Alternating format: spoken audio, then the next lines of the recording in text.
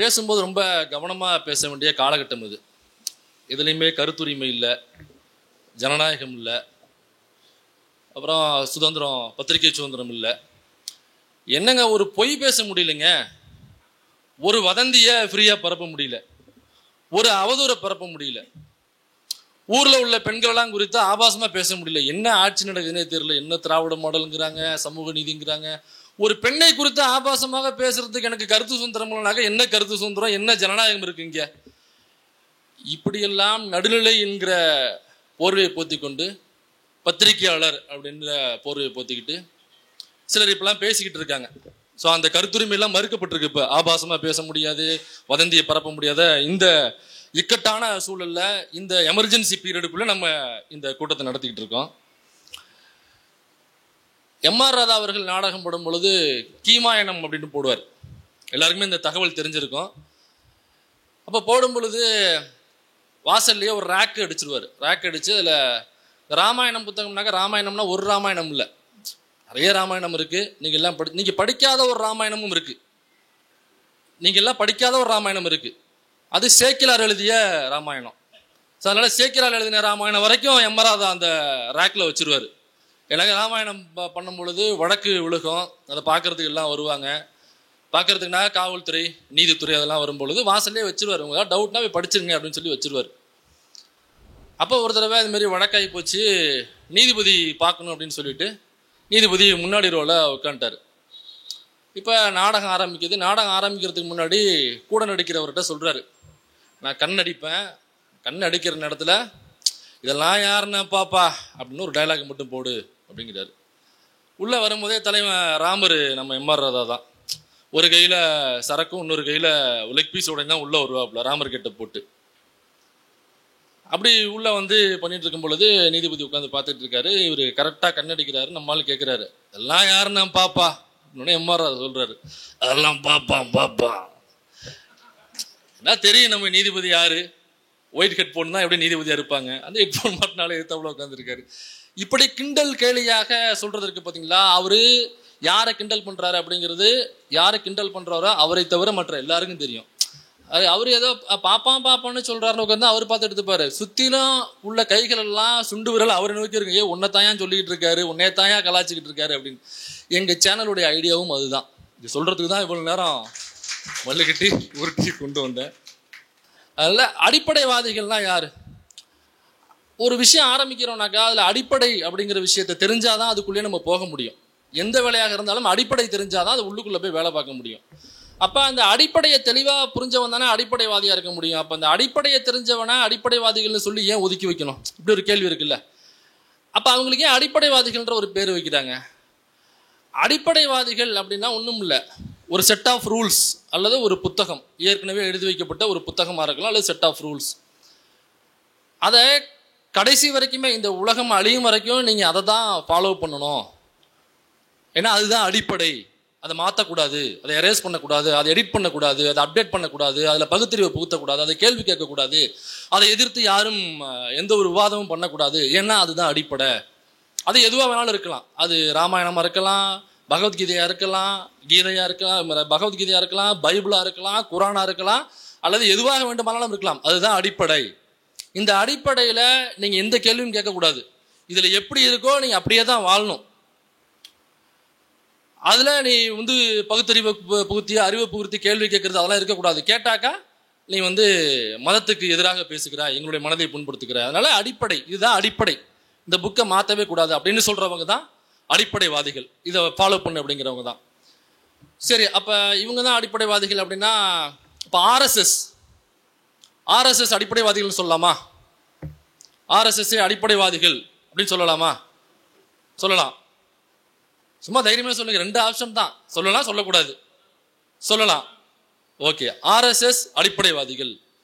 இப்போ அந்த கருத்தில் நான் முரண்படுறேன். ஏன்னா நீங்கள்லாம் ஆமான்னு சொல்லிட்டீங்களே, அதனால நான் முரண்பட்டாதான் நான் சிறப்பு பேச்சாளராக இருக்க முடியும். அப்படி இல்லைன்னா நான் அங்கே உட்காந்துருக்கக்கூடிய ஒரு நபராக இருக்க முடியும். அப்போ ஏன் ஆர்எஸ்எஸ் வந்து அடிப்படைவாதிகள் இல்லைன்னு சொல்ல வர்றேன்னா, ஆர்எஸ்எஸ், இந்த ஜல்சா கட்சி இவங்களாம் இருக்காங்க பார்த்தீங்களா, இவங்கெல்லாம் ஃபேசிஸ்ட்னு சொல்லுவாங்க, பாசிசவாதிகள் அப்படின்னு சொல்லுவாங்க. அடிப்படைவாதிகளுக்கும் பாசிசவாதிகளுக்கும் ஒரு மெல்லிய நூல் வந்து இடையில இருக்கு.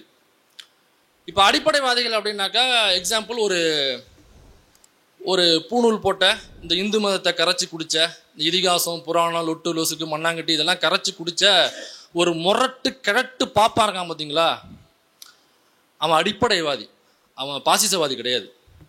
ஸோ அந்த முரட்டு கிழட்டு பாப்பா இருக்கான்ல, அவன் is not equal to RSS. அதே மாதிரி தான் நீங்கள் எல்லா மதத்தையும் அதை ஃபிக்ஸ் பண்ணிக்கலாம், நமக்கு புரியணும் அப்படிங்கிறதுக்காக நான் சொன்னேன். நீங்கள் எந்த மதத்தை ஃபிக்ஸ் பண்ணாலும் அதுதான். அப்போ இவங்க ரெண்டு பேருக்கு என்ன வித்தியாசம் அப்படின்னா, இந்த அடிப்படைவாதிகள் இதை அப்டேட் பண்ணக்கூடாது அப்படின்னு சொல்கிறாங்க இல்லைங்களா, அவங்க தான் அடிப்படைவாதிகள்.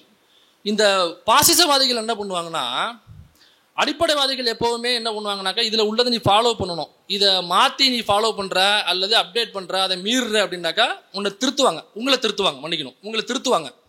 அல்லது இப்படி பண்ணக்கூடாதுங்க, மோதிரம் போட்டு கல்யாணம் பண்ணலாம், அது நம்ம மதத்தில் அது கிடையாதுப்பா, அது வந்து கிறிஸ்தவ மதம், இப்படி திருத்துவாங்க. இதை மீறக்கூடாது, இது சாஸ்திரம் சம்பிரதாயம், இதை மீறக்கூடாது. இது அடிப்படைவாதிகள். இவங்க யாரையும் வந்து வில்லனா சித்தரிக்க மாட்டாங்க, இதை பாதுகாக்கணும், இதை அப்படியே கொண்டு போய் சேர்க்கணும், அவ்வளோதான் அடிப்படைவாதிகள். பாசிசவாதிகள் என்ன பண்ணுவாங்கன்னா, அவங்க எதிரியா ஒருத்தவங்களை சித்தரிப்பாங்க. இப்போ இவன் அடிப்படைவாதி என்ன பண்ணுவானாக்கா, ஏன் மதம் தான் உயர்ந்தது அல்லது ஏன் மொழி தான் உயர்ந்தது, வாட் எவர் இட் இஸ், எது வேணும் ரீப்ளேஸ் பண்ணிக்கலாம், என்னது தான் உயர்ந்தது, இதை நீங்கள்லாம் ஃபாலோ பண்ணுங்க அப்படின்னு சொன்னால் அவன் அடிப்படைவாதி. பாசிசவாதி என்ன சொல்லுவானாக்கா, அந்த மதம் என்னுடைய மதத்தை அழிக்க வந்திருக்கிறது, அந்த மொழி என்னுடைய மொழியை அழிக்க வந்திருக்கிறது, அந்த சாதி என்னுடைய சாதியை அழிக்க வந்திருக்கிறது, அவன் கூலி கிளாஸ் ஜீன்ஸ் பண்ணி டிஷர்ட்டை போட்டு என் பொண்ணை வந்து கரெக்ட் பண்ண வந்திருக்கான், இப்படி சொல்றதா இருக்குல்ல, இது பாசிசவாதி. ஒருத்தரை வில்லனாக சித்தரிப்பது, இதுதான் பாசிசவாதி. ஸோ அடிப்படைவாதிங்கிறவங்க அதை பண்ண மாட்டாங்க, பாசிசவாதிகள்லாம் அதை பண்ணுவாங்க. அதனால இது அடிப்படைவாதம், அது பாசிசம். இது ரெண்டுதும் உங்களுக்கு புரிஞ்சிருக்கும்னு நினைக்கிறேன். இப்போ இந்த அடிப்படைவாதிகளை நோக்கி பெரியார் எழுப்பிய கேள்விகள் இருக்குல்ல, ஏன் இந்த அடிப்படைவாதிகள்லாம் பெரியாரை பார்த்து ஏன் இவ்வளோ காண்டாகிறானுங்க? பெரியாருங்கிறவர் நம்ம நினைக்கிறது மாதிரி, நான் உங்களுக்கு புரியுற மாதிரி சொல்றேன். மெட்ராஸ் படத்தில் ஒரு செவுரு வரும், அந்த செவருக்காக பல பேர் சாவாங்க, அந்த செவரு தான் பெரியார். அதில் முட்டி சாகுறாங்களா, அவங்க தான் அடிப்படைவாதிகள்.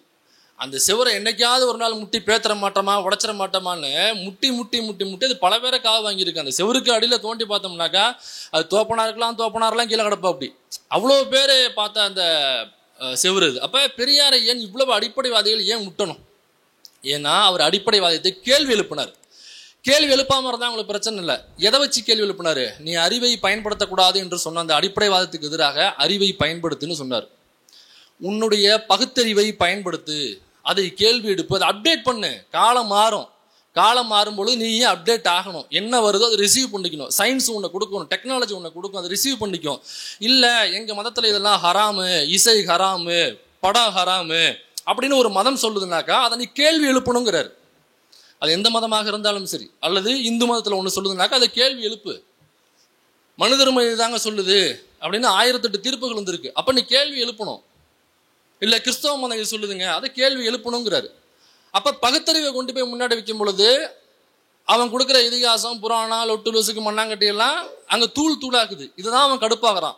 நீ கேள்வி கேட்காம கடந்து போயிட்டீங்கன்னாக்கா அவனுக்கு பிரச்சனையே இல்லை. இந்த பகுத்தறிவை முன்னாடி கொண்டாந்து ஆயுதமாக வைக்கும் பொழுது அவனுக்கு கொஞ்சம் கீழே பர்னால் வச்ச மாதிரி எரிய ஆரம்பிச்சிருது.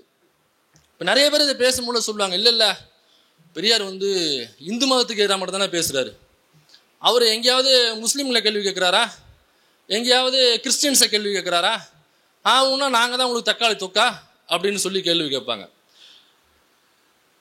பர்டன் ரசில் அப்படிங்கிற ஒரு ரைட்ரு, ஒன்றும் இல்லை எழுதி எடுத்து வந்துருக்கேன் எல்லாம் ஒன்றும் இல்லை. பர்டன் ரசில்னு ஒரு ரைட்ரு, அவர் ஒரு புத்தகம் எழுதியிருக்காரு, why I am not a Christian, நான் ஒரு கிறிஸ்தவன் அல்ல, ஏன் நான் ஒரு கிறிஸ்தவன் அல்ல அப்படின்னு பர்டன் ரசில் எழுதியிருக்காரு. இந்த புத்தகம் நீங்கள் திடலுக்கு போனீங்கன்னாக்கா அந்த புத்தகம் இருக்கும்.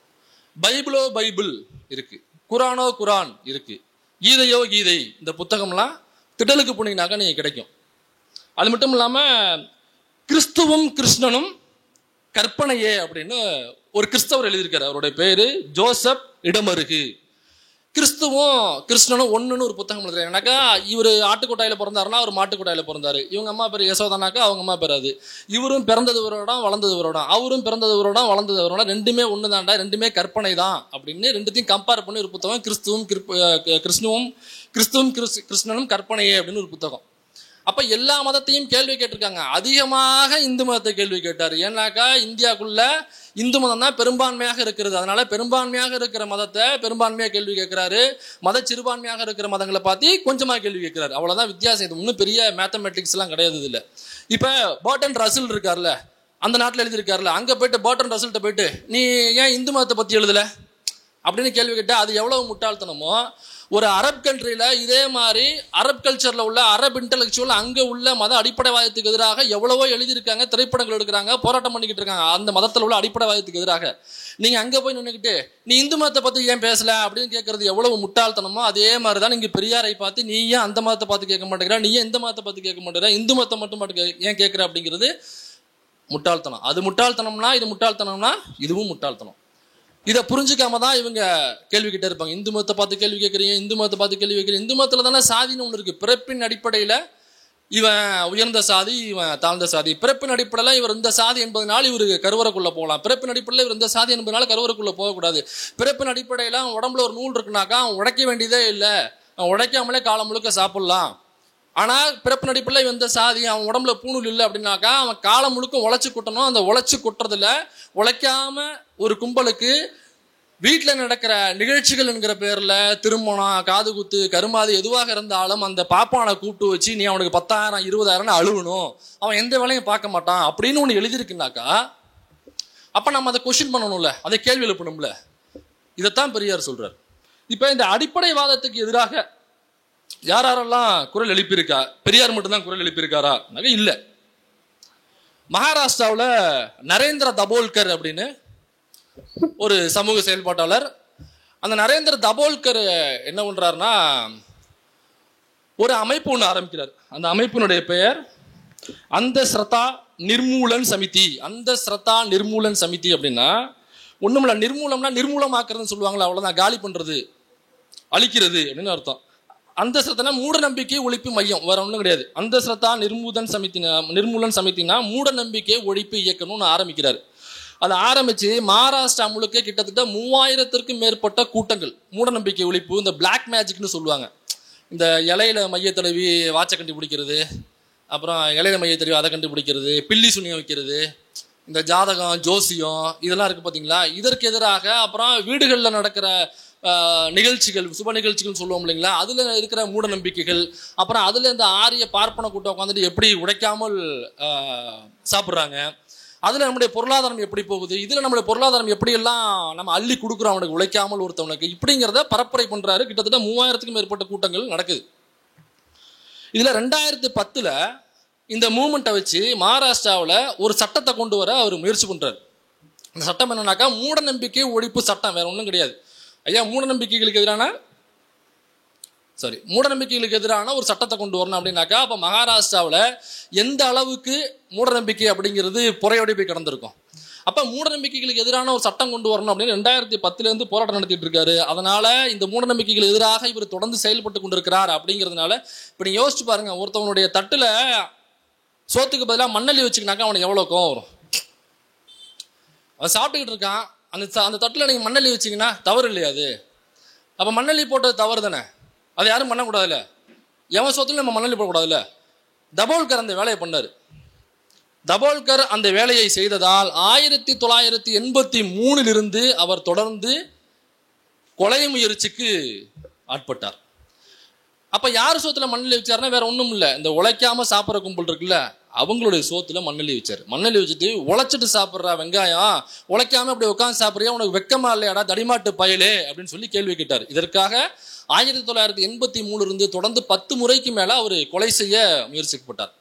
கடைசியாக அவங்க டார்கெட் அச்சீவ்டு. 2013 ஆகஸ்ட் 20 காலையில ஒரு 7 மணி 20 நிமிடங்கள் அந்த டைம்ல ஒரு வாக்கிங் போயிட்டு இருக்காரு. வாக்கிங் போயிட்டு இருக்கும் பொழுது 2 நபர்கள் பைக்ல வர்றாங்க. பைக்கை சுத்தி அவர் போயிட்டு இருக்கும்போது அவர் ஓவர்டேக் பண்ணி நிப்பாட்டுறாங்க. நிப்பாட்டி 2 பேர் இறங்குறாங்க. 2 பேர் கையிலும் துப்பாக்கி இருக்கு. ஒரு குண்டு அவருடைய நெத்தி போட்டுல சுடுது, இன்னொரு குண்டு அவருடைய நெஞ்சில சுடுது. சுட்டா அவரு ஸ்பாட் அவுட். நரேந்திர தபோல்கர். ஏன் அவரை சுட்டாங்க? சுடும் பொழுது 2 குண்டு கரெக்டா இங்கேயும் பாயுது. ஏன்னாக்கா அவர் இந்த அடிப்படைவாதத்துக்கு எதிராக அறிவை முன்னாடி வச்சாரு. அறிவை வைத்து கேள்வி கேட்டார். அப்ப அறிவு யோசிக்கிறியா நீ? அப்ப அவன் மண்டையிலே சுடு. இது பல பேருக்கு தெரியணும். அவன் யோசிக்க கூடாது, அடிப்படைவாதத்துக்கு எதிராக கேள்வி கேட்க கூடாது அப்படின்னு சொல்லி மண்டையில சுட்டது. நெஞ்சில ஏன் சுட்டாங்க? தொடர்ந்து இதை நான் எவ்வளவு மிரட்டினாலும் நெஞ்சுரத்தோட நீ போராடுவியா, அப்ப நெஞ்சில ஒரு குண்டை போடுற அப்படின்னு சொல்லி நெஞ்சில ஒரு புல்லட்டை பாய்ச்சாங்க. இப்படி நரேந்திர தபோல்கர் இறந்து போனார். எனக்கு இந்த அடிப்படைவாதத்துக்கு எதிராக கேள்வி கேட்டதான் பிரச்சனை. அடுத்தது கோவிந்த் பன்சாரே அப்படின்னு ஒரு செயல்பாட்டாளர். கோவிந்த் பன்சாரே யாருனாக்கா அவர் ஒரு கம்யூனிஸ்ட் கட்சிக்காரர். அவரு என்ன பண்ணார்? கோவிந்த் பன்சார் என்ன பண்ணாரு? வீர சிவாஜி யாரு? வீர சிவாஜினா நம்ம நடிகர் திலகம் சிவாஜி கணேசன் இல்லை. அப்புறம் நம்ம அண்ணாமலை சொன்னார் இல்லைங்களா, அங்கே சென்னையில் உள்ள கோயிலுக்கு எப்போவோ இறந்து போன வீர சிவாஜி 1973 வந்தார்னு சொன்னார்ல, அந்த சிவாஜி இல்லை. இவர் வீர சிவாஜி. வீர சிவாஜிக்கும் தஞ்சாவூருக்கும் ஒரு மிகப்பெரிய நெருக்கம் இருக்கு, உங்களாம் தெரிஞ்சிருக்கும்னு நினைக்கிறேன். சரபோஜி மன்னருடைய சிலை இருக்கு பார்த்தீங்களா, சரபோஜி மன்னர் வீர சிவாஜியினுடைய வாரிசு தான் சரபோஜி மன்னர். ஸோ அந்த வீர சிவாஜி, வீர சிவாஜியை பற்றி உண்மையிலேயே வீர சிவாஜி யாரு? வீர சிவாஜி என்பவர் அவர் மிகப்பெரிய ஒரு படைபலம் கொண்ட ஒரு மிகப்பெரிய ஒரு வீரர். அங்க உள்ள ஒட்டுமொத்த சாம்ராஜ்யத்தையும் அழிச்சிட்டு ஒரு சாம்ராஜ்யனா ஒரு மாவீரனா அவர் அரியணையில ஏற போகும் பொழுது, நீ மன்னன் அல்ல, நீ ஒரு சூத்திரன்டா, நீ சத்திரியன் அல்ல, உனக்கு மன்னர் பட்டம் கொடுக்க முடியாதரா அப்படின்னு சொன்னது வேற ஒரு நாட்டு மன்னர் கிடையாது, அல்லது ஒரு பெரும் பணக்காரர், அந்த கிங்டமையே கைக்குள்ள வச்சிருக்கிற ஒரு பெரும் பணக்காரர் அவரும் கிடையாது. அப்படி இருந்தா கூட ஒரு லாஜிக் இருக்கும்ல, ஒரு அம்பானி அதானி சொல்லிட்டாரு, அதுவும் இல்லை, அந்த லாஜிக்கும் இல்லை இங்க. அப்ப யாரா சொன்னது? ஒரு பிச்சைக்கார பாப்பான்னு சொல்றான். ஒரு பிச்சை எடுக்கிற ஒரு பாப்பார பையன் அவன் பெரிய படைபலம் கொண்டான் வீர சிவாஜி, அவ்வளவு கிங்டம் அழிச்சிட்டு ஒரு மாவீரனா போய் உட்காரும் பொழுது, நீ மன்னன் கிடையாது, நீ அரசன் கிடையாது, நீ சத்திரியன் கிடையாது, இறங்கடா சூத்திர நாய அப்படின்னு ஒரு அங்க பிச்சை எடுத்து தன்னுடைய வாழ்நாளை கழிக்கக்கூடிய ஒரு பாப்பான் ஒரு மன்னரை பார்த்து, நீ சத்திரியன் இல்லடா, சூத்திரன், நீ மன்னன் நான் ஒத்துக்க மாட்டேன்டா அப்படின்னு சொல்றான். இவன் ஒத்துக்கலன்னா என்ன பிரச்சனை? பிரச்சனை இருக்கு. என்ன பிரச்சனைனா, அவன் ஒத்துக்கிட்டாதான் ஊர்ல உள்ள எல்லா மக்களும் அவரை மன்னர்னு கூப்பிடுவாங்க. அப்பதான் மன்னருக்குள்ள மரியாதை கிடைக்கும். அப்ப ஊர்ல உள்ளவங்க கூப்பிடணும்னாக்கா இந்த பாப்பா இருக்கான் பாத்தீங்களா, அந்த பிச்சை எடுக்கிற பாப்பா, இவன் ஒத்துக்கணும். அப்ப இவன் ஒத்துக்க மாட்டேனா, சரி அதுக்கு என்னடா பண்றது அப்படின்னாக்கா, அதுக்கு ஒரு யாகம் இருக்கு அப்படின்னு சொல்லி யாகத்தை வளர்க்கறதுக்கு காகுபட்டர் அப்படின்னு ஒருத்தர் வாரணாசியில் உட்காந்துருக்கா. அப்படியே அந்த பரதேசியை பிடிச்சி கூப்பிட்டு வராங்க. அந்த பரதேசி என்ன பண்றான்னாக்கா, நமக்கு சரியா ஒரு பீஸ் சீக்கிரிச்சு போனை போடுறா, மாப்பிள்ளைக்கு போனை போடுற, மச்சானுக்கு தோப்பனாருக்கு போனை போடு, அத்திம்பேருக்கு போனை போடணும், ஊர்ல உள்ள பாப்பார பேல பூரா கூப்பிடுறோம். வண்டி கட்டிட்டு கிளம்பி வந்துட்டாங்க புலிசத்தோட. உட்காந்து தின்னே திட்டாங்க. வீர சிவாஜி ஊர் முழுக்க நாடு முழுக்க அடிச்சு சேர்த்து வச்ச கஜானா இருக்குல்ல, ஒட்டுமொத்தமா காலி. எப்படி அதிமுக போகும்போது சுத்தமா தொடச்சு வச்சு போனாங்களோ அந்த மாதிரி வீர சிவாஜியோட கஜானா காலி. பூரா தின்னே தீத்துட்டாங்க. நெய் தயிர்னு தின்னே தீத்துட்டாங்க. அதுக்கு ஒரு யாகம்னு சொன்னாங்கல்ல, அந்த யாகத்துக்கு காகுப்பட்டருக்கு கொடுக்கப்பட்ட தொகை எவ்வளவு தெரியுமா? அந்த காலகட்டத்திலேயே 5 லட்சம் வராகன். 5 லட்சம்ங்க. 2014 நமக்கு 1 லட்சமே பெரிய காசு. அங்க அப்ப உள்ள காலகட்டத்தில் 5 லட்சம் வராக நான் வாங்கியிருக்கேன். காகுப்பட்டர் யாருனாக்கா, நீ சூத்திரன் இல்ல சத்திரியர் அப்படின்னு சொல்லிட்டு நான் உனக்கு பட்டாபிஷேகம் பண்றதுக்கு ஒரு யாகம் பண்றதுக்கு 5 லட்சம் ரூபா வாங்கியிருக்கான். காலி பண்ணிட்டு விட்டான். ஸோ அப்ப வீர சிவாஜி யாரால் பழி வாங்கப்பட்டார்? இதுக்கப்புறம் வீர சிவாஜி நொடிச்சு போறாரு. ஒட்டுமொத்தமாக காலி, தலைவன் நொடிச்சு போற அப்படி. ஸோ அப்போ வீர சிவாஜியை காலி பண்ணது யாரு அப்படிங்கிறத அவர் எக்ஸ்போஸ் பண்றாரு. ஆய்வுகள் செய்து புத்தகங்கள் எழுதி மக்கள் மத்தியில மகாராஷ்டிரா முழுக்க பரப்புரை செய்யறாரு. வீர சிவாஜி என்பவன் நம்ம ஆளுடா, அவன் RSS ஆளு கிடையாது, அவன் ஜல்ஜா பார்ட்டி கிடையாது, அவன் ஒரு வீர சிவாஜி, அவன் நம்ம ஆளு, அவன் பாப்பானால் பழிவாங்கப்பட்டவன்டா அப்படிங்கிற உண்மையை புத்தகமா எழுதி பேச்சா பேசி அங்க உள்ள மக்கள்கிட்ட கொண்டு போய் சேர்க்கிற ஒரு மிகப்பெரிய பணியை செய்யறாரு. அது மட்டும் இல்ல, வீர சிவாஜியினுடைய வாரிசு சாகு மகராஜ். அந்த சாகு மகராஜ் தான் அம்பேத்கரை படிக்க அனுப்பிச்சது. அம்பேத்கர் படிக்க செல்வதற்கு உதவிகள் செய்து அவர் படிக்க அனுப்பிச்சது சாகு மகராஜ், வீர சிவாஜியினுடைய வாரிசு. சாகு மகராஜ் என்பவர் தொடர்ந்து பார்ப்பன எதிர்ப்புல வேரூன்றி நின்றவர். சாகு மகராஜ் இடஒதுக்கீட்டுலாம் கொண்டு வந்தவர் அப்பவே சாகு மகராஜ். சாகு மகராஜுக்கு அந்த அறிவு எப்ப இருந்து வருது அப்படின்னா, அவர் ஒரு குளத்துக்கு குளிக்க போறாரு. சாகு மகாராஜன் ஒரு குளத்துக்கு குளிக்க போறாரு. அங்க ஒரு பாப்பா அவனுக்கு தன்னுடைய கோணத்தை துணிச்சு துவச்சிக்கிட்டு இருக்கான். இவர் இறங்க போகும்போது அந்த பாப்பா படார்னு ஏஞ்சி ஓடுறான். ஏன் ஏஞ்சி ஓடுறீங்க அப்படின்னு கேட்டாக்கா, இல்ல நீ சூத்துறேன், நான் பிச்சைக்காரனா தான் நான் பாப்பான் அப்படின்னு இருக்கான், பிராமணன் அப்படின்னு இருக்கான். நான் இந்த நாட்டுக்கே நான் மகாராஜா, எனக்கு எவ்வளோ பெரிய மரியாதை எப்போ மதிப்பு இருக்கு. நான் சொன்னாக்கா, நான் உட்காந்தாக்கா உண்ணாவர் தான், ஏஞ்சாக்கா நடைபெறணும். என்னை பார்த்து நீ என்னடா இப்படி அசிங்கப்படுத்துற, கீட்டுங்கிற, நான் எவ்வளோ பெரிய ஆளு தெரியுமா, நீ எவ்வளோ பெரிய ஆளாக இருந்தாலும் நீ சூத்திரன்டா, நான் எவ்வளோ பெரிய பொருளாதாரத்தில் கீழே இருந்தாலும் நான் பிராமணன்டா அப்படின்னு சொல்கிறான். அப்போதாங்க யோசிக்கிறாரு, ஓஹோ அப்படின்னு அங்கேருந்து யோசிக்கிறாரு, விவாதங்கள் பண்றாரு, படிச்சுக்கிறாரு, தெரிஞ்சுக்கிறாரு, பார்ப்பன எதிர்ப்புல வேறொன்று நிற்கிறாரு, அம்பேத்கரை படிக்க அனுப்புறதெல்லாம் சாகு மகராஜ் தான். ஸோ இந்த சாகு மகராஜ் யாரு, வீர சிவாஜி யாரு? ஏன்னாக்கா நீங்க ஆர்எஸ்எஸ் பார்த்தீங்கன்னா வீர சிவாஜியை கையில் எடுத்துட்டு நிற்பாங்க. சிவாஜி அகண்ட ராஜ்யத்தை அமைக்க நினைச்சாரு, இஸ்லாமியர்களுக்கு எதிரானவர் சிவாஜி, சிவாஜியை கொல்ல நினைத்தவர்கள் இஸ்லாமியர்கள் அப்படிங்கிற பொழுது இதை வேறொன்று மகாராஷ்டிராவில் சிவசேனா ஒரு பக்கம், பிஜேபி ஒரு பக்கம், ஆர்எஸ்எஸ் ஒரு பக்கம் கவலைகரம் செஞ்சுட்டு இருக்காங்க. இந்த நேரத்தில் ஒருத்தர் கோவிந்த் மன்சாங்கிற கம்யூனிஸ்ட் உள்ள போய் அது இல்லைன்னு அது அப்படியே புரட்டி போடுற வேலையை பார்த்தாக்கா அவன் கடுப்பாக வேண மாட்டானா சொல்லுங்க? கடுப்பாவன்ல. அதனால அதுல காண்டானவங்க அப்ப ஏன் இவர கோவிந்த் சாராவையும் அதே மாதிரி சுட்டுக் கொள்றாங்க. ஏன் கோவிந்த் சாரானாக்கா அதான் அந்த அடிப்படைவாதம் இருக்குல்ல, அதுல கையை வைக்கிற ஆர்எஸ்எஸ் அடிப்படைவாதம் இருக்குங்க. அடிப்படைவாதம்னாக்க வெறும் புத்தகம் மட்டும் இல்ல, அவனுடைய அடிப்படை என்ன, அவன் வீர சிவாஜி கையில் எடுக்கிறான். மகாராஷ்டிரா பொறுத்த வரைக்கும் ஆர்எஸ்எஸ் அடிப்படைனாக்க வீர சிவாஜி, அதை காலி பண்றாரு. வீர சிவாஜி நம்மால்டான்னு சொல்லி எழுதுறாரு, போட்டு தள்ளிட்டாங்க. கௌரி லங்கேஷ் கர்நாடகாவில் பிரகாஷ் ராஜனுடைய நெருங்கிய ஃப்ரெண்டு அவங்க. கௌரி லங்கேஷையும் சுட்டுக் கொள்றாங்க, நெத்தி போட்டுல சுட்டாங்க. எல்லாருமே நெத்தி போட்டுல. ஏன்னாக்கா உனக்கு அறிவு அங்கே தானே இருக்கு, அதனால வச்சுதான் நீ கேள்வி கேட்கிற. அப்ப அதை சுடு. அறிவை வச்சு நீ பகுத்தறிவை வச்சு கேள்வி கேட்க கூடாது. அது மண்டையில இருந்தா மண்டையை சுடுங்கிறான். கௌரி லங்கேஷ் ஏன் சொல்றான்னாக்கா அங்க உள்ள லிங்காயத்து அப்படின்னு ஒரு பெரிய ஒரு கம்யூனிட்டி இருக்கு. அவங்க வெறுமனே இந்த லிங்கம் இருக்குல்ல அதை மட்டும் தான் வழிபடுவாங்க, வேற கடவுளை வழிபட மாட்டாங்க. அவங்க உருவ வழிபடுறாங்க, லிங்கத்தை தான் வழிபடுவாங்க, வேற வழிபட மாட்டாங்க. அவங்க ஒரு பெரிய கம்யூனிட்டி. இப்போவுமே இதில் பெங்களூரில் கர்நாடகாவில் பார்த்தீங்கன்னாக்கா பெரிய அரசியல் செல்வாக்கு உள்ளவர்கள் எல்லாமே லிங்காயத்துலேருந்து வருவாங்க, ஒரு பெரிய கம்யூனிட்டி இது. அப்புறம் என்ன பண்ணாங்கனாக்கா அவங்க எனக்கு தனி மதமாக பிரித்து கொடுக்குறாங்க. லிங்காயத்து நாங்கள் ஹிந்துஸ் கிடையாது, நீங்கள் எல்லா கடவுளையும் கும்பிட்றீங்க, உங்களுடைய கல்ச்சர் வேறையா இருக்குது, உங்களுடைய பண்பாடு வேறையா இருக்குது, பழக்க வழக்கம் வேறையா இருக்குது, நாங்கள் உங்கள்கிட்ட முற்றிலும் வேறுபட்டு இருக்கோம்டா. இந்த பாரு கூறுகள்லாம் எங்களுக்கு தனித்தனியாக இருக்குது பாருங்க, காரணிகள்லாம் தனித்தனியாக இருக்குது, ஆதாரங்களை அடுக்கி நாங்கள் ஹிந்துக்கள் அல்ல, எங்களுக்கு லிங்காயத்து என்கிற ஒரு தனி மதத்தை எங்களுக்கு உருவாக்க பாருங்க, இவ்வளவு பெரிய கூட்டம் இருக்கு எங்களுக்கு, நாங்க தனித்து இருப்பவர்கள், தனித்துவத்தோடு இருப்பவர்கள்னாக்கா ரொம்ப கவனமா பேச வேண்டியதா இருக்கு. தனித்துவத்தோடு இருப்பவர்கள் என்பது வேறு, தனித்து இருப்பது என்பது வேறு. ஏன்னா ரீசெண்டாக பெரிய சர்ச்சையாகி அது உங்களாம் தெரிஞ்சிருக்கணும். தனித்துவத்தோடு நாங்கள் இருக்கோம், அதனால எங்களுக்கு தனியாக லிங்காயத்துக்குன்னு ஒன்று பிரிச்சு கொடு அப்படிங்கிறாரு. இதை கௌரி லங்கேஷ் ஒரு பத்திரிகையாளர் இதை கவர் பண்றாங்க, அவங்க எழுதுறாங்க, தொடர்ந்து எழுதுறாங்க. கடைசியா சுடுறதுக்கு முன்னாடி அவங்க எழுதின கட்டுரை லிங்காயத்து என்பவர்கள் தனியான தனித்துவம் உடையவர்கள், அவர்களுக்கென்று தனி பண்பாடு, தனி கலாச்சாரம், தனி பழக்க வழக்கம் உண்டு, தனி வழிபாடு உண்டு, தனி நிகழ்வுகள் உண்டு, அதனால அவர்கள் இந்து மதத்திலிருந்து வெளியேற ஆசைப்படுகிறார்கள், இதற்கான அனைத்து கூறுகளும் அவருடன் இருக்கிறதுன்னு அந்த கட்டுரையை முடிச்சுட்டாங்க. இப்ப இந்து மதத்திலிருந்து பிரியணும் அப்படின்னு நினைக்கிறானாக்கா இப்ப பிஜேபி என்ன நினைப்பானாக்கா அவனுக்கு ஓட்டு, அவன் ஹிந்துன்னு வச்சிருக்கிற வரைக்கும் தான் ஹிந்து பாடுறா முஸ்லீம் எதிரின்னு சொல்லி லிங்காயத்தையும் உள்ள வச்சுக்க முடியும். இப்ப லிங்காயத்தை தனியா பிரிச்சுட்டாக்கா முஸ்லீம் எதிரி பாடுறா ஹிந்து அப்படின்னு சொன்னா லிங்காயத்தை தனியா போயிடுவான், ஒரு பெரிய கம்யூனிட்டி அவன். ஸோ எப்படி மகாராஷ்டிராவில் இந்த ஜல்ஜா பார்ட்டி ஆர்எஸ்எஸ் எப்படி வீர சிவாஜியை கையில் எடுத்தாங்களோ கர்நாடகாவில் லிங்காயத் அதில் போய் கௌரி லங்கேஷ் கையை வச்சு அவங்க எழுதுறாங்க, இன்டலெக்சுவல் ஃபார்மெட்டில் எழுதுறாங்க, அது மக்கள்கிட்ட போய் சேருது, இன்டலெக்சுவல் பீப்புள்கிட்ட போய் சேருது, பெரிய பேசு பொருளாகுது, தனியான மதமாக கொடுத்து விட வேண்டும் என்ற முடிவுக்கு தள்ளப்படுகிறார்கள். இந்த நேரத்தில் கௌரி லங்கேஷ் சுட்டுக் கொல்லப்படுறாங்க. இதெல்லாம் எனக்கு அடிப்படைவாதத்தில் கையை வைக்கும் பொழுது அது துப்பாக்கி குண்டுகளாக மாறுகிறது. அப்ப அந்த அடிப்படைவாதத்தை கையை மட்டும் இல்ல காலை கூட தூக்கி வைப்பண்டா அப்படின்னு வச்ச பெரியாரின் பக்கம் ஏன் அந்த துப்பாக்கி திரும்பல?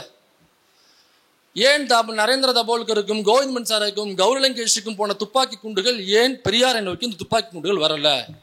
ஏன் அவங்கள்ட்ட குண்டுகள் தீர்ந்து போச்சா? ஏன் அவரை நோக்கி ஏன் வரல? இந்த கேள்விக்கு தந்தை பெரியாரே பதில் சொல்லி இருக்காரு.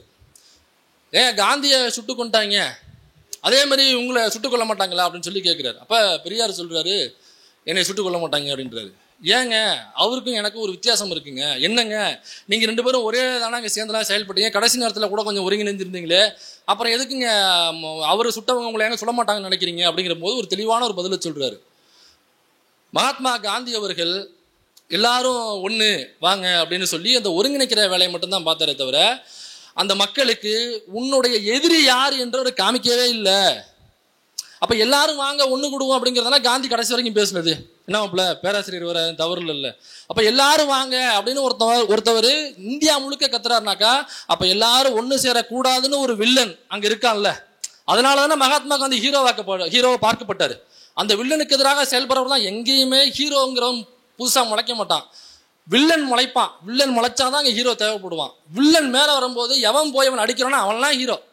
பெரியார் அடிச்சா பெரியார் ஹீரோ, அம்பேத்கர் அடிச்சா அம்பேத்கர் ஹீரோ, மார்க்ஸ் அடிச்சா மார்க்ஸ் ஹீரோ, இல்லை இந்த தோழர் வீரகுமார் அடிச்சா அவர் ஹீரோ, நான் அடிச்சா நான் ஹீரோ, அவ்வளோதான். நீங்கள் அடிக்காம வேலையை பார்த்தீங்கன்னாக்கா நீங்கள் என்றைக்குமே கை திட்டுற நடிகை இவங்க விசிறிகள் மட்டும்தான், ஒன்லி ஃபேன்ஸ் மட்டும்தான். நீங்கள் ஃபர்ஸ்ட் ஷோ அதிகமாக காசு கொடுத்து டிக்கெட் எடுக்கலாம், அவ்வளோதான். டிக்கெட் கொடுத்து படத்தை பார்க்கலாம். அப்போ ஏன் தந்தை பெரியார் சொல்கிறாரு, அதான் அவர் வில்லனை காமிக்கல, நான் வில்லனை காமிச்சிட்டேன். யாருன்னு, என் மக்களுக்கு உன்னுடைய உரிமையை யார் பறிச்சது, இடஒதுக்கீட்டை யார் பறிச்சது, உன்னுடைய பொருளாதாரத்தை யார் பறிச்சது, உன்னுடைய நிலத்தை யார் பிடுங்கினது, பொருளாதாரத்தை யார் பிடுங்கினது, யாரெல்லாம் இங்கே உன்னை ஒடுக்கலாம் அப்படிங்கிற அந்த வில்லன் இருக்கான்ல, அவர் காமிக்கல, நான் காமிச்சிட்டேன். அவர் காமிக்காததுனால அவர் ஈஸியாக சுட்டுட்டாங்க, நான் காமிச்சிட்டேன். அதனால என்னை சுடுறது இல்லை, என் சுண்டு விரல் நகத்தில் ஒரு கீறல் விழுந்தா கூட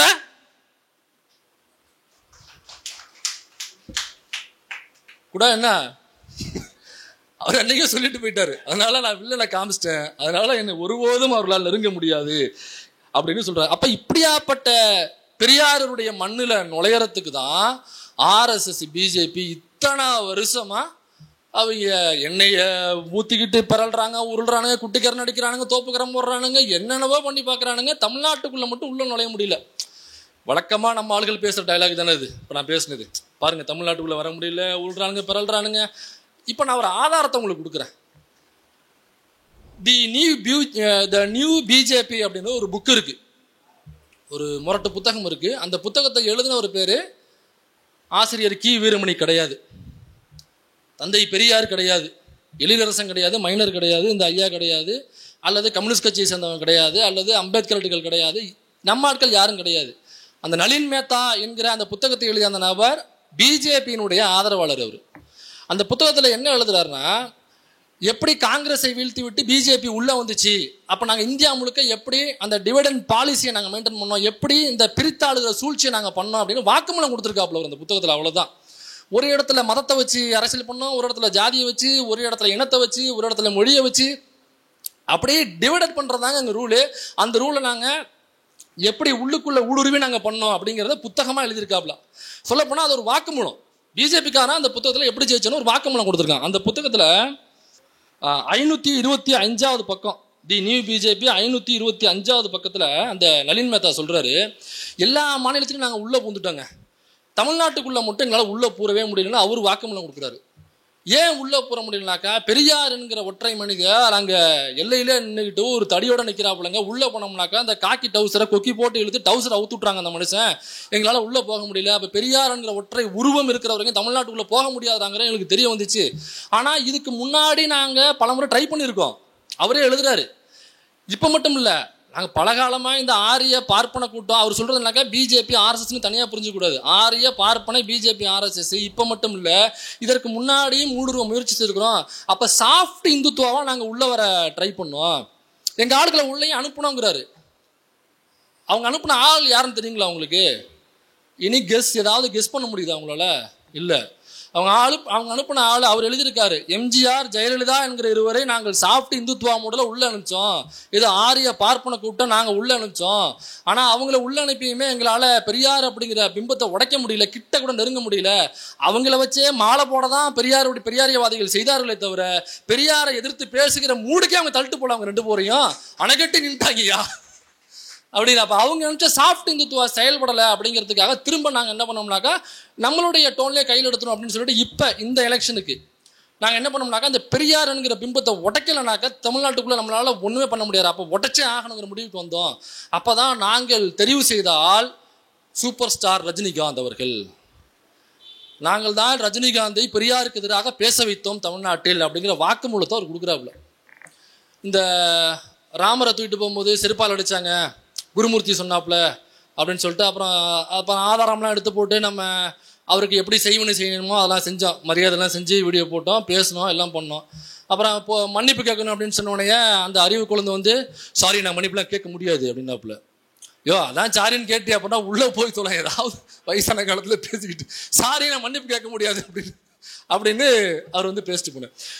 அது யாருனாக்கா ஒரு வாக்குமூலம் கொடுக்குறாரு. அதுக்கப்புறம் தொடர்ந்து ரஜினிகாந்தை வைத்து நாங்கள் பெரியாருக்கு எதிராக பேச வச்சோம், அப்பையும் எங்களால் உள்ளே போக முடியல. அவங்களுக்கு என்ன ஆச்சரியமாக இருந்துச்சுனாக்கா, ரஜினிகாந்த் என்பவன் ஒரு கர்நாடகக்காரரு, தமிழ்நாட்டில் உள்ள சாதியும் இல்லை. கெய்க்வாட் அப்படிங்கிற ஒரு சாதி மகாராஷ்டிராவில் இதில் இருக்காரு, கர்நாடகாவில் இருக்காரு. அங்கேருந்து வந்து இங்கே நடிகராக இருக்காரு.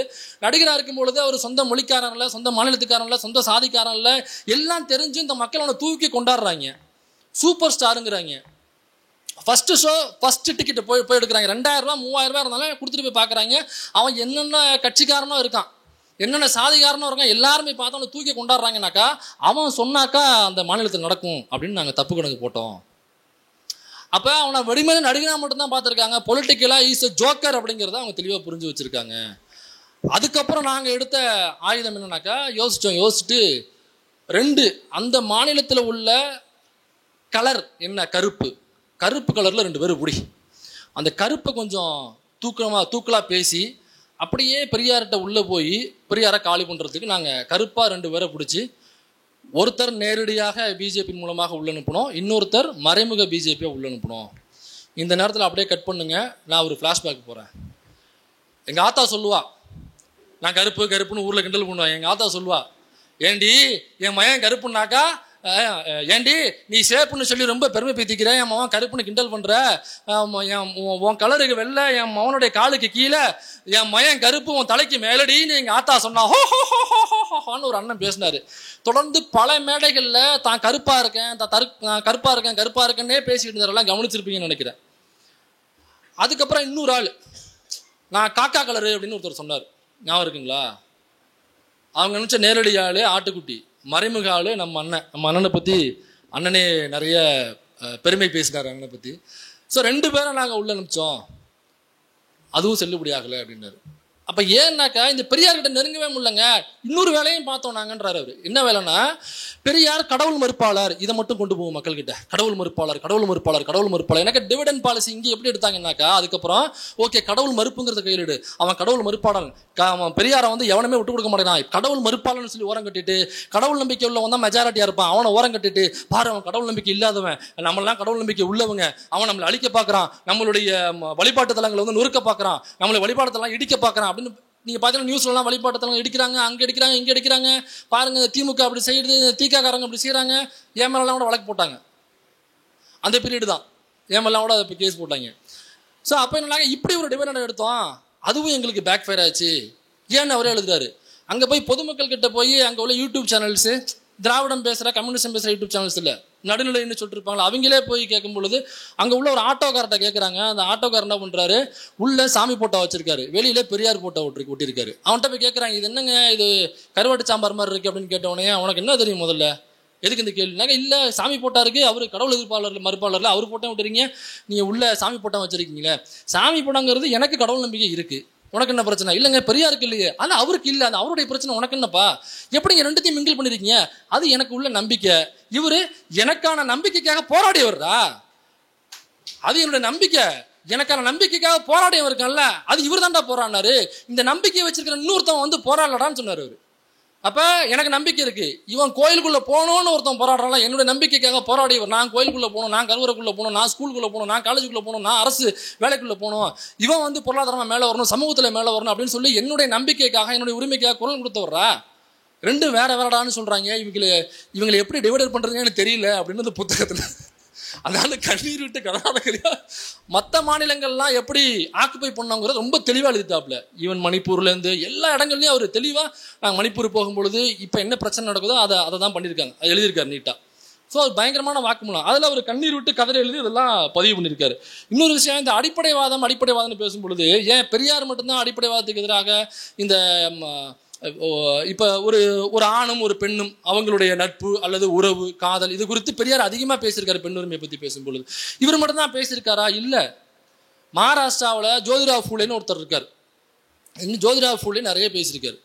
ஜோதிராவ் ஃபூலே பற்றி பார்க்கும்பொழுது அந்த அவங்களும் அவங்களுடைய மனைவியார் இருப்பாங்க. அவங்க 2 பேரும் வந்து இதுக்கு பள்ளிக்கூடத்துக்கு குழந்தைகளை கூட்டு போகிறது மாதிரியான ஒரு ஃபோட்டோ மட்டும் தான் எல்லாரும் பார்த்துருப்போம். அதை தாண்டி வேறு எதுவுமே செய்யலைன்னு நம்ம புரிஞ்சிக்கக்கூடாது. அவர் ஒரு பகுத்தறிவாளர். அவர் இந்த மூடநம்பிக்கைக்கு எதிராக பல வேலையில் பார்த்தவர் ஜோதிராவ் ஃபூலே. ஜோதிராவ் ஃபூலே என்ன பண்ணுறாருனாக்கா, அவர் ஒரு அமைப்பை கட்டுறாரு. அந்த அமைப்பினுடைய பேர் சத்திய சோதக் சமாஜ்னா உண்மையை தேடும் சமாஜம். உண்மையை தேடும் சமாஜம் அப்படின்னாக்கா அங்கே பொய் நிறையா அண்டி போய் கிடக்கு, அதெல்லாம் விளக்கிட்டு நம்ம உண்மையை தேடணும் அப்படிங்கிறது தான் அதோடைய நோக்கம். அவர் எழுதின கடைசி புத்தகம் ஒன்று இருக்கு, ஜோதிராவ் ஃபூலே எழுதின கடைசி புத்தகம். அந்த புத்தகம் எழுதும் பொழுது அவருடைய ரைட் ஹேண்ட் வந்து பேரலைஸ் ஆகிடுது, ஒர்க் ஆகாது. அப்போ என்ன பண்ணுறாரு, லெஃப்ட் ஹேண்டில் எழுதி அந்த புத்தகம் முழுக்க லெஃப்ட் ஹேண்ட்லேயே எழுதி முடிக்கிறார். அந்த புத்தகம் எப்போ வெளியிடப்பட்டதுனாக்கா அவர் இறந்ததுக்கு அப்புறம் 1891 தான் அந்த புத்தகம் வெளியிடப்பட்டது. அந்த புத்தகத்தினுடைய பெயர் வந்து மானவ தர்மம் அப்படிங்கிறது தமிழில் அந்த புத்தகத்தினுடைய பேர். ஸோ மத அடிப்படைவாத சடங்கை ஒழிச்சு கட்டணும் அப்படிங்கிறதான் அவர் அந்த புத்தகத்தில் முக்கியமான எழுதுகிறாங்க. அந்த மத அடிப்படைவாத, நல்ல கவனிங்க இந்த வார்த்தைகள் இருக்கு, மத அடிப்படைவாத மூட நம்பிக்கைகளை ஒழித்து கட்ட வேண்டும் அப்படிங்கிறதான் அந்த அமைப்பினுடைய நோக்கம். இதே ஜோதிராவ் ஃபூலே கட்டுறாரு. அந்த புத்தகத்திலையும் அதிகமாக அவர் அதை தான் எழுதுறாரு. ஸோ அந்த அமைப்பினுடைய நோக்கம் என்ன அப்படின்னா, பிராமணர்கள் விதித்த அடிமைத்தனத்திலிருந்து சூத்திரர்களை விடுவிப்பது. இந்த வார்த்தைகள்லாம் எழுதியிருக்காரு. பிராமணர் விதித்த அடிமைத்தனத்திலிருந்து சூத்திரர்களை விடுவிப்பது தான் இந்த அமைப்பினுடைய நோக்கம் அப்படின்னு ஒரு அந்த புத்தகத்தில் எழுதுறாரு.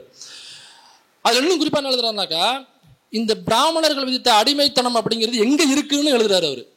அவர்கள் இந்த பிராமணர்கள் விதித்த அடிமைத்தனம் என்பது எழுத்து வழியாக, புத்தகங்கள் வழியாக, இதிகாசங்கள் வழியாக, புராணங்கள் வழியாக, வேதங்கள் வழியாக இந்த அடிமைத்தனத்தை இவ்வாறு எழுதி அதை இந்த சூத்திர மக்களை நம்ப வைத்து அவர்களை சூத்திரர்கள் என்றும் நம்ப வைத்திருக்கிறார்கள். இதிலிருந்து விடைபடணும், இதிலிருந்து விடுதலை பெறணும் அப்படின்னா அப்போ என்ன பண்ணணும், அந்த வேதம், புராணம், இதிகாசம், லொட்டு லொசுக்கு மண்ணாங்கட்டிலாம் தூக்கி போட்டு கொளுத்தணும் அப்படிங்கிறதான் அவர் சொல்ல வர்றார்.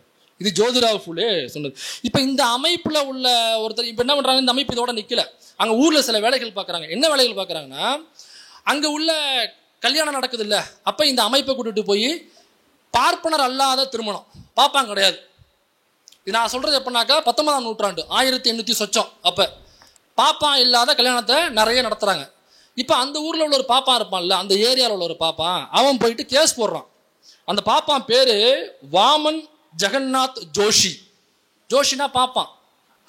வாமன் ஜெகநாத் ஜோஷி அப்படிங்கிறவன் அங்கே உள்ள கோர்ட்டில் போயிட்டு ஒரு வழக்கு போடுறான். என்ன வழக்குனாக்கா, இந்த மாதிரி என்னை பழி வாங்கிட்டாங்க, என்னை வேலை செய்ய விட மாட்டாங்க, என் பொழப்புக்கு எடுத்துட்டாங்க அப்படின்னு சொல்லிட்டு வழக்கு போடுறாரு. யார் மேலே வழக்கு போடுறாருனாக்கா, பாலாஜி பாட்டீல் அப்படின்னு ஒருத்தர். அவர் ஜோதிராவ் ஃபூலேவோட நண்பர். இப்போ இந்த வழக்கு போடுறாங்க, வழக்கு கோர்ட்டுக்கு போகுது. நீதிபதி நிற்கிறாரு, கேட்குறாரு என்ன பிரச்சனைன்னு சொல்லி கேட்குறாரு. இந்த ஜோஷி, இந்த பாப்பா என்ன சொல்கிறான், ஐயா இந்த மாதிரி ஏரியாவில் கல்யாணம் நடந்துச்சு, அதனால் ஏரியாவில் கல்யாணம் நடந்துச்சு, என்னைய கூப்பிடவே இல்லை கல்யாணத்துக்கு, எனக்கு தர வேண்டியதை அவங்க தரவே இல்லை, மாமூல் தரவே இல்லை அப்படிங்கிறாரு. இப்போ நம்ம பாலாஜி பாட்டீல் என்ன சொல்கிறாரு, ஐயா நான் உங்களை கல்யாணத்துக்கு கூப்பிடவே இல்லைங்க அப்படின்னு சொல்கிறாரு. அது கூப்பிடதான் இல்லைங்க, ஆனால் நீங்கள் எனக்கு தர வேண்டியது தரவே இல்லையங்க. ஐயா திரும்ப சொல்கிறேன், ஐயா நான் அவரை கூப்பிடவே இல்லை, கூப்பிட்டா தானே வர்றதா இல்லையா, அவருக்கு பண்ணுறதா இல்லையாங்கிறது அடுத்த கட்டத்துக்கு போகணும். நான் அவருக்கு பத்திரிக்கை வைக்கவே இல்லை, அவரை நான் கூப்பிடவே இல்லை, நான் அவரை ஒதுக்கிட்டே கல்யாணத்தை பண்ணியிருக்கேன், இதுக்கு வந்து கேஸ் போகிறாரு, எப்படியா இது கட்டுப்படி ஆகும், எப்படியா சரியாகும்னு சொல்லி கேட்குறாரு. அப்போ நடந்த விவாதத்தில் என்ன தெரியுமா சொன்னார் இந்த ஜோஷிங்கிறவரே, யோ நீ எப்படி என்னை ஒதுக்கிட்டு எப்படி நீ கல்யாணம் நடத்துவ, நீ நான் அங்கீகரிச்சாதான் அது திருமணம், அது கல்யாணம், முறையாக நடந்த திருமணம். நான் அங்கீகரிக்கலைன்னா அது இல்லெஜிட்டிமேட் சைல்டு. அப்படி திருமணம் நடந்து ஒருவேளை நான் அங்கீகரிக்காமல், பாப்பா இல்லாமல், பாப்பா வேதம் ஓதாமல், பாப்பா அங்கீகரிக்காமல் ஒரு கல்யாணம் நடந்துச்சுனாக்கா, அப்படி கல்யாணம் நடந்த பிறகு அந்த கணவன் மனைவிக்கு ஒரு குழந்தை பிறக்குது அப்படின்னாக்கா, அந்த குழந்தை இல்லெஜிட்டிமேட் சைல்டு அப்படின்னாக்கா முறைகேடாக பிறந்த குழந்தை. இதுதான் அப்போ உள்ள சட்டம். இது கோர்ட்டில் வாதங்கள் போது கடைசியில் இப்படி தான் சொல்கிறாங்க. அதில் இது அங்கே மட்டும் இல்லை, தமிழ்நாட்டிலையும் இந்த பிரச்சனை உண்டு. சுயமரியாதை இயக்க ஆரம்பிச்சதுக்கு அப்புறம் பெரியார் இந்த மாதிரி கொத்து கொத்தா நிறைய திருமணங்கள் பண்ண ஆரம்பிக்கிறாரு. இது கவர்மெண்ட்டுக்கு சிக்கலாகுது, கவர்மெண்ட்டுக்கிட்ட போகிறாங்க, பல பேர் ஆட்சி செய்ய முழுசியமாக இருக்கும்போது கடைசியில் காமராஜர் வரைக்கும் அந்த பிரச்சனையை கொண்டு போகிறாங்க, பாப்பானுங்க தூக்கிட்டு போகிறானுங்க. அப்புறம் காமராஜர் என்ன பண்ணுறாரு, இதை சரி வழக்குகளுக்கெல்லாம் போட வேண்டாம், நான் பேசி சரி பண்ணிக்கிறேன் அப்படின்னு சொல்லிட்டு அப்போ உள்ள திராவிட கழகத்தை சேர்ந்தவங்களை கூப்பிட்டு, ஐயா அது கொஞ்சம் கம்மி பண்ணிங்கய்யா, டார்ச்சர் கொடுக்குறாங்க அப்படின்ற அளவுக்கு தான் அவர் நிறுத்திக்கிட்டாரு. அப்போ முதலாக மரியாதைக்குரிய பேரறிஞர் அண்ணா அவர்கள் முதலமைச்சர் ஆனதுக்கு அப்புறம் தான் அந்த சட்டத்தை கொண்டு வந்தார். செல்ஃப் ரெஸ்பெக்ட் மேரேஜ் ஆக்ட், அந்த ஆக்டினுடைய பேர் சுயமரியாதை திருமண சட்டம் அப்படின்னு சட்டத்தை கொண்டு வர்றாரு. அப்போ அதனாக்கா நீ பாப்பானை வச்சுக்க வேண்டாம், பாப்பானை வச்சு நீ கல்யாணம் பண்ண வேண்டிய அவசியம் இல்லைப்பா, பொண்ணு மாப்பிள்ள இருந்தால் போதும், அப்புறம் மாலை அது இருந்தால் போதும், வேணும்னா தாலி. அப்போ தான் பேரறிஞர் அண்ணா வந்து அந்த ஆக்டு அதை வரைவு சட்டம் போட்டு அது பெரியாருக்கு அனுப்புறாரு. அனுப்பும்போது என்ன பண்ணுறாருனாக்கா, மாலை அண்டு தாலின்னு போடுறாரு. மாலையும் தாலியும் மாற்றிக்கலாம், பாப்பா கிடையாது, வேதங்கள் தேவையில்லை அப்படின்னு மட்டும் இருக்குது. அப்புறம் அதை பெரியார் பார்த்துட்டு அந்த அண்டுன்னு இருந்த 3 வார்த்தையை தூக்கிட்டு ஓர் ஆர்னு மாத்துறாரு. அவ்வளவுதான் அவர் பண்ணது. அந்த சட்ட திருத்தத்துல அண்டை எடுத்துட்டு 6 போடுறாரு. அதாவது மாலை மற்றும் தாலி இல்ல, மாலை அல்லது தாலி. தாலி வேணும்னா கட்டிக்கலாம், அவங்க வேணாம்னாக்கா மாலையை மட்டும் மாத்திக்கலாம். நடுவில் ஒரு 6 போட்டு அந்த சட்ட வடிவத்தையே மாத்தி விட்டு அப்படி தலைவன். ஸோ முதல்ல இந்தியாவிலேயே இந்த பாப்பா இல்லாம வேதம் இல்லாம நீங்க தாலி கட்ட தேவையில்லை, மாலை மட்டும் மாத்திக்கிட்டா போதும், வேணும்னா தாலி கட்டிக்கலாம் அப்படிங்கிறது. இந்த பாப்பா இல்லாத திருமணம், சுயமரியாதை திருமணங்கிறது இந்தியாவிலேயே முதலாக தமிழ்நாட்டில் தான் சட்டமாயிடுச்சு. அதை சட்டமாக கொண்டு வருவதற்கு பேரறிஞர் அண்ணா என்ற ஒருவர் தேவைப்பட்டார். பேரறிஞர் அண்ணா தான் அதை சட்டமாக்குறாரு. பெரியார்ட்ட போது திரும்ப சட்டமாக்குறாங்க. அதுக்கப்புறம்னாக்கா அதுக்கு முன்னாடி நடந்த திருமணங்கள்லாம் அதுக்கப்புறம் மாத்துறாங்க, செல்லுபடி ஆகும் அப்படின்னு சொல்லி மாத்துறாங்க. அப்புறம் வேற எங்கேயாவது கேஸ் நடந்தா கூட இப்போ கூட ஒரு சர்ச்சையாச்சுன்னு நினைக்கிறேன். ஒரு நீதிமன்ற தீர்ப்பு வந்திருக்கு. அது நீதிமன்ற தீர்ப்பு ஃபுல்லாக படிச்சாதான் தெரியும். நிறைய பேர் நியூஸ் கார்ட்ஸ் மட்டும் பார்த்துருப்பீங்க. ஃபுல்லாக படிச்சிட்டிங்களா? ஃபுல்லாக படிச்சாதான் தெரியும் உள்ள என்ன எழுதியிருக்காங்க அப்படிங்கிறது. எனக்கா இந்த பாப்பா இல்லாத நடந்த திருமணம் செல்லுபடி ஆகாது அப்படிங்கிற மாதிரி சில அறிவுஜீவிகள் இப்போ தீர்ப்பு கொடுத்துருக்காங்க அப்படின்ற ஒரு சின்ன நியூஸ் கார்டு மட்டும் வந்துச்சு. ஆமாம், அதை பற்றியே நாங்கள் ஒரு கான்க்ளேவ் கருத்தரங்க நடத்தலாம்னு இருந்தோம். சரி படிச்சுட்டு அப்புறம் பேசலாம் அப்படின்னு சொல்லிட்டு அதை கொஞ்சம் ஹோல்டு பண்ணி வச்சுருக்கோம். ஸோ அதனால் இந்தியாவிலேயே முதல் முறையாக தமிழ்நாட்டில் தான் அந்த சுயமரியாதை திருமண சட்டம் அப்படிங்கிறது ஒன்று கொண்டு வந்துச்சாங்க. இதுக்கப்புறம் என்ன நினச்சினாக்கா 1912 பாம்பேல ஒரு வழக்கு போகுது, மும்பையில் ஹைகோர்ட்டில். அப்போ கேஸ் கொடுத்த லேடி பேர் வந்து பாய்காசி அப்படிங்க. அவங்க ஒரு பாப்பாத்தி பாய்காசி. அவங்க கல்யாணம் பண்ணிக்கிட்டது மன்சுக் அப்படிங்கிற ஒரு சூத்திரன். பாப்பாத்தி ஒரு சூத்திரனா கல்யாணம் பண்ணிக்கிட்டாங்க. இப்போ 25 வருஷம் 2 பேரும் சேர்ந்து வாழ்கிறாங்க. அது இந்த 25 வருஷ வாழ்க்கையில் 8 குழந்தைகள். அதுக்கப்புறம் ஒரு 9 வருஷம் பிரேக். 9 வருஷம் சேர்ந்து வாழல, பிரிஞ்சு வாழ்கிறாங்க. இப்போ அந்த பாய்காசி அப்படிங்கிற அந்த பார்ட்னர் சமூகத்தை சேர்ந்த பெண்ணு கோர்ட்டை நாடுறாங்க. நாடு எனக்கு ஐயா ஜீவன அம்சம் வாங்கி கொடுங்க என் புருஷன்கிட்ட அப்படின்னு கேட்குறாங்க.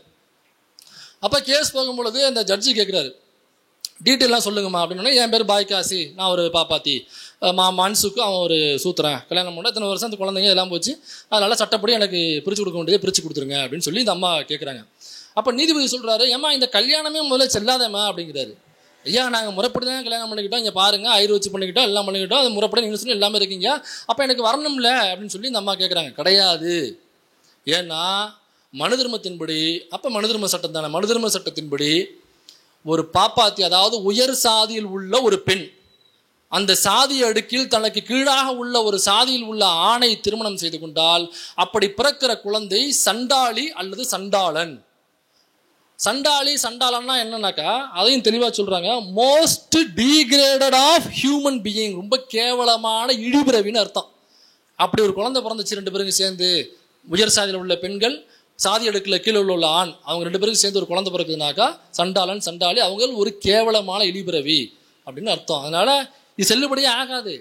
இப்போ நீங்கள் என்ன நினச்சிட்டு வர்றீங்கன்னாக்கா அந்த நீதிபதி சொல்கிறார் அந்த லேடியை பார்த்து, அம்மா நீ என்ன நினச்சிட்டு வந்திருக்கீங்கன்னா ஒரு பாப்பா தனக்கு கீழடுக்கில் உள்ள சாதியில் உள்ள ஒரு பெண்ணை கல்யாணம் பண்ணிக்கிறான் அப்படின்னாக்கா இந்த சட்டம் பொருந்தும், அவங்களுக்கு ஜீவனாம்சம் அதெல்லாம் உண்டு, இதெல்லாம் பொருந்தும். ஆனால் வயசு வருஷாவாக நடந்துச்சுன்னா, மாற்றி நடந்துச்சுனாக்கா உங்களுக்கு பொருந்தும் நினைக்கிறீங்க, அதுதான் கிடையாது. இதுதான் ட்விஸ்ட்டு. ஏன்னா நீ பொம்பளை இல்லை, நீ ஒரு லேடி, உனக்கு இது பொருந்தாதுன்னு சொல்கிறாரு. இது நடந்தது 1912. ஆனால் இன்றைக்கி இப்படி பேச முடியுமா? 2014 2024 ஐயா நான் இந்த மாதிரி இந்த சாதிங்க அந்த சாதிங்க எல்லாக்கா நீதிபதி உட்காந்துட்டு அதெல்லாம் தர முடியாதுமான்னு சொல்ல முடியுமா? சொல்ல முடியாது. இதற்கான குரல் எல்லாம் எழுப்பியவர் தந்தை பெரியார் அவர்கள். பெண்கள் பற்றிய உரிமைகள் குறித்து பேசும்பொழுது இந்த விஷயங்கள்லாம் பேசுகிறாரு. சுயமரியாதை திருமண சட்டம் வருது, அப்புறம் சட்டங்கள் எழுதும் பொழுது இந்த மாற்றங்கள்லாம் வருது. இன்னைக்கு இப்படி யாராவது பேசினாங்கனாக்கா அவங்க பொதுவெளியில் எப்படி வைத்து செய்யப்படுவார்கள் அல்லது மேல்முறையீடு செய்து அவருடைய பதவிக்கு என்ன வரும் அப்படிங்கிறது நமக்கு தெரியும். இதெல்லாம் நடந்துச்சு. இதெல்லாம் எதிர்த்து பேசின ஒருத்தர் தான் தந்தை பெரியார் அவர்கள். அப்ப இன்னைக்கு அந்த பாதிக்கப்பட்ட பார்ட்னர் சமூகத்தை சேர்ந்த பெண்ணுக்கும் அந்த ஜீவனாம்சம் போய் சேரணும்னாக்கா அதற்கும் சேர்த்து குரல் கொடுத்தவர் தான் தந்தை பெரியார் அவர்கள். அப்ப பெண் என்றால் எல்லாரும் பெண் தான், நீ சொல்லிக்கலாம் பாப்பாத்தி அப்படின்னு சொல்லிக்கலாம், அல்லது இல்லைனாக்கா நாங்களாம் ஆண்ட பரம்பரை, மீசையை பார்த்தீங்களா எவ்வளவு பெருசு நாங்கள் முறுக்கிட்டு இருக்கும் போது இங்கே மாப்பிள்ளை இங்கே அப்படின்னு சொல்லிட்டு திரியலாம். உன்னையே நீ ஆண்ட பரம்பரைன்னு சொல்லிக்கலாம், நீ ராஜராஜ சோழம் பரம்பரைன்னு சொல்லிக்கலாம். இந்த ராஜராஜ சோழங்கட்டில் கோயில் இருக்கு, கருவறைக்குள்ள போய் பூர் பார்ப்போம், மீசையை முறுக்கி விட்டு நல்லா வேட்டியை மடிச்சுக்கிட்டு டவுசர் எடுத்துட்டு வேட்டியை மடிச்சுக்கிட்டு ராஜராஜ சோழ பரம்பரைடா வெளியே விடுறா உள்ள போயன் பார்ப்போம். பாப்பான்னு செவுள்ளே நாள் வைப்பான், வெளில போடா சூத்திர நாயன்னு சொல்லுவான், கருவறுத்து விடுவான்பா. நான் சொல்லலை, எச் ராஜாங்கிற ஒரு பாப்பான்னு சொன்னான், ராமதாஸ் பார்த்து சொன்னான். ராமதாசனா வன்னியராக இருக்கலாம், அவர் வேணா சத்திரியன்னு சொல்லிக்கலாம், இதே நினைப்போட கோயிலுக்குள்ள போனாங்க கருவறுத்து விடுவாங்கன்னு சொன்னான் அந்த பாப்பான். அன்னைக்கு ராமதாஸ் என்ன பண்ணார்? என்ன பண்ண முடிஞ்சிச்சு அவரால்? ஆண்ட பரம்பரை தானே அவரு சொன்னாரு, புஜங்கள் துடிக்கணும், நம்மளாம் சத்திரியர்னு அப்படின்னு சொன்னார்ல, அந்த புஜங்களை வச்சுக்கிட்டு உள்ள போக வேண்டியதானே கோயிலுக்குள்ள, கருவறுத்து விடுவாங்கன்னு சொன்னார்ல. இதே ஆண்ட பரம்பரைன்னு மீசம் முறுக்கிக்கிட்டு போங்க பார்லிமெண்ட்டுக்குள்ளே போவாங்க. பார்லிமெண்ட்டுக்குள்ள செக்ரட்டரி போஸ்ட் இருக்குது பார்த்தீங்களா, 200க்கும் மேற்பட்ட போஸ்ட்டுகள் நினைக்கிற முக்கியமான பதவிகள். அதில் இந்த ஆண்ட பரம்பரைன்னு சொல்லிக்கிற தமிழ்நாடு மட்டும் இல்லை, ஒட்டுமொத்த இந்தியா முழுக்க உள்ள எந்த ஆண்ட பரம்பரைக்கும் ஒரு நாதி கூட கிடையாதுங்க, ஜீரோ. ஒட்டுமொத்த சீட்டையும் இந்த பாப்பார கும்பல் அடைச்சிட்டு உட்காந்துருக்கு. பெரும் பதவி எல்லாம் அடிஷனல் செக்ரட்டரி, அதை விட அதிகமான பதவி. அதுலேயும் இந்த ஆண்ட பரம்பரை ஒருத்தவனும் கிடையாது. இப்போ இங்கே ஊருக்குள்ளே உட்காந்துக்கிட்டு நீ பட்டேல் சமூகத்தை சார்ந்தவங்கள ஆண்ட பரம்பரை, நான் யார் தெரியுமா, எனக்கு மீசி எவ்வளோ பெருசு தெரியுமா, தொடையை பற்றியான்னு தட்டிக்கிட்டு தெரியறியா, அங்கே போய் உரிமையை பறிக்கிறவன் யார் பார்ப்பான். உனக்கு சேர வேண்டிய அரசு பதவி அவன் உட்காந்துருக்கான். இந்த ரிசர்வ் பேங்க் ஆலோசகர் யாருன்னு தெரியுங்களா உங்களுக்கு? போன ஆட்சியில், அதிமுக ஆட்சியில் பிஜேபி நியமிச்ச ரிசர்வ் பேங்க் ஆலோசகர் இந்த குருமூர்த்தின்னு ஒரு பைத்தியம் ஒன்று சுற்றிட்டு இருக்கும் பாருங்க. இந்த ஊர்லலாம் பைத்தியம் அதிகமாக இருந்தாக்க நாய் பிடிக்க வண்டி வரும், அதில் தப்பிச்ச ஒரு நாய்கள் இருக்கும்ல, அதில் ஒன்று தான் அது. இன்னமும் தேடிட்டு இருக்காங்க, சிக்க மாட்டேங்குது. ரிசர்வ் பேங்க் ஆலோசகர் அவர். அவனுக்குலாம் என்னத்தை தெரியும் ரிசர்வ் பேங்கை பற்றி, பொருளாதாரத்தை பற்றி என்ன தெரியும் அவனுக்கு? ஒன்றும் இல்லை. ஆனாவுக்கு அடியெழுத்து என்னன்னு கேட்டால் அவனுக்கு தெரியாது. தற்கூரி முண்டங்க. 4 3 7 எவ்வளோ கேட்டால் தெரியாது. அதுக்கு கால்குலேட்டர் எடுப்பான், பேனா எடுப்பான், 2 பட்ட நான் ஹெல்ப் லைன் யூஸ் பண்ணிக்கலாமா அப்படின்லாம் கேட்பான். இவன் ரிசர்வ் பேங்க் ஆலோசகர். அவன் சரி நான் பாப்பாங்கிற ஒரு காரணத்துக்கு மட்டும் பேசல, அவன் அந்த பதவிக்கு தகுதியாக இருந்தா, எனக்கு அது நியமன பதவி, தகுதியாக இருந்தால் பரவாயில்ல. தகுதி இல்லாத ஒருத்தவனை நீ போறேன்னாக்கா பாதிக்கப்பட போகிறது நான். அப்படிதான் ரிசர்வ் பேங்க்ல உள்ள பல லட்சம் கோடியை தூக்கி கொடுத்தாங்க அம்பானிக்கும் அதானிக்கும். மூளை உள்ள நம்மளால போய் உட்காந்துருந்தோம்னா அது ஒத்து தரப்பானா, வெளில போட விளக்க நின்றப்பான். ரிசர்வ் பேங்க் அப்படின்னாக்கா ரிசர்வ், வண்டியில் ரிசர்வ் வரும் இல்லைங்களா, அந்த மாதிரி ரிசர்வ் பேங்க்ல ஒரு தொகை வச்சிருப்பாங்க. ரொம்ப காலகட்டம், ரொம்ப முடியாத காலகட்டம், ரொம்ப வறுமையான காலகட்டம், இந்தியாவுக்கு தள்ளப்பட்டுருச்சு, ஒரு வழி இல்லை அப்படின்னாக்கா அந்த குறிப்பிட்ட லட்சம் கோடிகள் வச்சிருப்பாங்க. அதை எடுத்து மக்களுக்கு பயன்பாட்டுக்கு, சோத்துக்கு, அவங்களுக்கு அரிசிக்கு என்ன அடிப்படை உரிமை என்னதுவோ அதுக்கு பயன்படுத்துறதுக்காக ரொம்ப சேஃப்டியா வச்சிருப்பாங்க. அதையே தூக்கி அம்பானிக்கு அந்த கொடுத்துட்டாங்க. ரிசர்வ் பேங்க் ஆலோசகர் யாரு? குருமூர்த்தி என்கிற தற்குறி. நீ மீசையை முறுக்கிக்கிட்டு ஏன் ஆண்ட சாதியில ஆண்ட பரம்பரைன்னு சொல்லிக்கிற அந்த பிசி எம்பிசியில யாருமே எக்கனாமிஸ்ட் இல்லையா? என்ன எவ்வளோ பேர் இருக்காங்க, எவ்வளோ பேர் படித்தவங்க இருக்காங்க, சிஏ படித்தவங்க இருப்பாங்க, எக்கனாமிஸ்ட் இருப்பாங்க, பொருளாதாரம் தெரிஞ்சவங்க இருப்பாங்க. அவன் ஒரு தக்குரி முண்டான். அவனை கூட ஒரு அங்கே போய் மியூசியம் இருக்கிட்டு ஆண்ட பரம்பரை யாரோ ஒருத்தன் படித்தவன் இருக்காண்டா பரியாச்சுனா வெள்ளப்படான்னு சொல்லிட்டு உங்களை உட்கார வைக்க முடியுமா? உட்கார ஏன் பார்ப்போம். நீதிமன்றத்துக்கு போங்க, சுப்ரீம் கோர்ட்டுக்கு 35 நீதிபதிகள் கடைசியாக எடுத்த ஆர்டிஐ, கிட்டத்தட்ட ஒரு 4 வருஷமோ 5 வருஷமோ எடுத்த ஆர்டிஐ 35 நீதிபதிகளில் ஓபிசி 2 பேரும் நம்ம தான் இருக்காங்க, எஸ்சி 2 பேர், கிறிஸ்டியன் பிறந்த பேர் இருக்காங்க, பாக்கி எல்லாம் உயர் சாதியினர் அடைச்சிட்டு உட்காந்துருக்காங்க. அங்கே போய் கேளு, எப்போ நல்லா ஆண்ட பரம்பரை நாங்கள்லாம் தீர்ப்பு சொல்லக்கூடாதா? நாட்டாமே எங்கே சாதியம் தெரியுமில்ல, அவரெல்லாம் ஓபிசி தான், நாங்கள் எவ்வளோ தீர்ப்புகளை பார்த்துருக்கோம், ரேப் பண்ணவனுக்கு தூக்கி கட்டி வச்சிருக்கோம், இதை விட தீர்ப்பு என்ன கொடுக்க வேண்டியது இருக்கு, லௌரியா எங்க அளவுக்கு அந்த தீர்ப்பு சொல்லிட்டோம், கொண்டு போய் உட்கார வைங்களேன் பார்ப்போம். ஆண்ட பரம்பரைன்னு எங்கே பெருமை பேற்றணுமோ அங்கே பெருமை பேற்றணும். அங்கே யாருமே எதுவும் பேசுறது இல்லை, வாயை மூடிக்கிட்டு சொல்லுங்கண்ணான்னு சொல்லிட்டு தானே வந்துட்டு இருக்கோம். இப்போ யார்கிட்ட வீரத்தை காமிக்கணுமோ அவங்ககிட்ட காமிக்கிறது இல்லை. அப்போ இந்த அடிப்படை வாதத்துக்கு எதிரால தான் பெரியார் பேசினார். இவங்க அங்கே பேச மாட்டேங்கிறாங்கனாக்கா இதுக்கெல்லாம் காரணம் அடிப்படை வாதம். அடிப்படையாக இந்த புத்தகம் நீ பாப்பானை எதிர்த்து பேசினா அவன் அறிவாளி, பிறப்பிலேயே அவன் அறிவாளி அப்படிங்கிறத இதில் உள்ள அடிப்படை வாதம். பிறப்பாலேயே ஒருத்தன் எப்படி அறிவாளியாக இருக்க முடியும்? நம்ம கேள்வி கேட்டோம்னாக்கா அது பகுத்தறிவு. இப்போ கேள்வி கேட்காதனால அந்த அடிப்படை வாதத்தை நம்ம ஃபாலோ பண்ணுறோம். திருப்பி பாப்பான் ஒருத்தவன் நம்மளை திட்டலாம், திரும்பி நாம ஏதாவது திட்டோம்னாக்கா பிரம்மகத்தி தோஷம் பிடிச்சிக்கும். இது அடிப்படை வாதம் எழுதியிருக்கு, அதை நீ ஃபாலோ பண்ணணும். பாப்பா உன்னை எது வேணாலும் பண்ணலாம், உன்னை கொலை கூட பண்ணலாம். நீ ஆண்ட பரம்பரையோ எந்த பரம்பரையாக இருந்தாலும் உன்னை கொலை கூட பண்ணுவோம். அது தண்டனை என்ன தெரியுங்களா? குடிமையில் இம்புட்டுக்கு ஆண்டு முடியை மட்டும் வெட்டுடுவாங்க, அல்லது புறங்கையில் உள்ள முடியை லைட்டாக சிரைச்சிடுவாங்க. இவ்வளோ பெரிய தண்டனை பாவம் இல்லையா? இந்த தண்டனைலாம் இப்போ கொடுத்து பாவம் இந்த பார்ப்பனர் சமூகத்தை ஒரு இன அழிப்பே செஞ்சுருக்காங்க இந்த சமூகம், மனு திரும்பத்தை வச்சுக்கிட்டு. இவ்வளோ கடுமையான தண்டனைகள். அது அப்படியே வயசு வருஷாவாக இந்த பக்கம் உள்ளவன் யாராவது செஞ்சினாங்க சிறை சேதம், தலையை வெட்டி எடுத்துருவாங்க.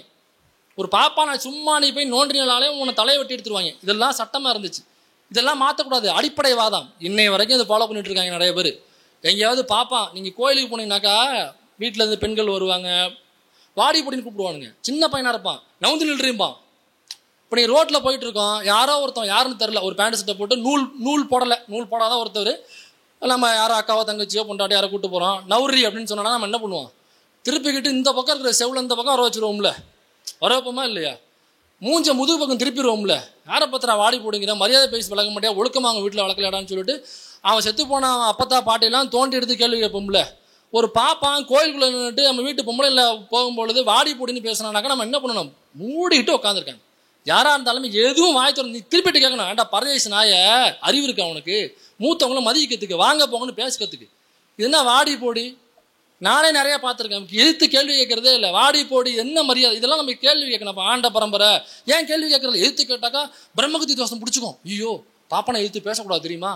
இதெல்லாம் அடிப்படைவாதம். இதைத்தான் பெரியார் கேள்வி கேட்டார். இந்த அடிப்படைவாதத்தை தான் பெரியார் உசுப்பி விட்டார். இதனால தான் இந்த அடிப்படைவாதிகள் இதை போட்டு இவன் காலி பண்ணுறானே அப்படின்னு சொல்லிட்டு தான் பெரியாரை எப்படியாவது காலி பண்ணாதான் இங்கே உள்ள பார்ப்பனர்களை உழைக்காமல் அவர்களுக்கு பொருளாதாரத்தை கொண்டு போய் சேர்க்க முடியும். மற்ற மாநிலங்களை விட தமிழ்நாட்டில் மட்டும் பார்ப்பனர்கள் உழைத்தாக வேண்டிய கட்டாயத்தில் தள்ளப்பட்டு விட்டார்கள். அதனால நம்ம மற்ற மாநிலங்களில் உள்ளது மாதிரி இந்த மாநிலத்தையும் அவர்கள் உழைக்காமல் அவர்கள் பொருளாதாரத்தை கொண்டு போய் சேர்க்கணும். அதற்கு இந்த அடிப்படைவாதத்தை கேள்வி கேட்கிற அல்லது கேள்வி கேட்க கற்றுக் கொடுக்குற இந்த தாடியையும் தடியையும் வச்சுட்டு இருக்கிற கிழவனை நம்ம காலி பண்ணணும், டெமாலிஷ் பண்ணணும் அப்படிங்கிறது தான் அவருடைய எண்ணம். அதனால தான் இந்த நாள் வரைக்கும், இந்த நிமிஷம் வரைக்கும் அதை முட்டுன்னு முட்டிக்கிட்டு இருக்கானுங்க. எத்தனை பேர் முட்டினாலும் திரும்ப சொல்கிறேன், அது மெட்ராஸ் படத்தில் ஒரு செவுரு. எத்தனை பேர் முட்டினாலும் ஒன்றும் இல்லை. எங்களுக்கு 10-1-11 குழி தோன்ற செலவு மட்டும்தான். தூக்கி போட்டு புதைச்சிட்டு போயிட்டே இருக்க வேண்டியதான். போட்டோம்னாங்க எல்லாரும் வந்துடுவாங்க. மண்ணெண்ணெய் செலவு நான், விறகு செலவு நான், இந்த செலவு நானுன்னு சொல்லிட்டு எங்காலும் வரிசையாக இருந்துருவாங்க. நாங்கள் புதைச்சிட்டு அடுத்த ஆளே இருப்பா, நெக்ஸ்ட்டு போயிட்டு அடுத்த ஆள் அனுப்பிச்சுடு, ஐ எம் வெயிட்டிங் அப்படின்னு விஜய் டைலாக் போட்டு நம்ம உட்காந்துருக்க வேண்டியதான். அதனால இன்னும் எத்தனை பேர் வந்தாலுமே, எத்தனை பேர் அனுப்பினாலுமே செவரை உடைக்க முடியாது. நீ எத்தனை பேர் அனுப்பினாலுமே எங்களோட டைலாகு ஐ எம் வெயிட்டிங் என்று கூறிக்கொண்டு வாய்ப்பளித்த உங்கள் எல்லோருக்கும் நன்றி கூறி விடைபெறுகிறேன். நன்றி, வணக்கம்.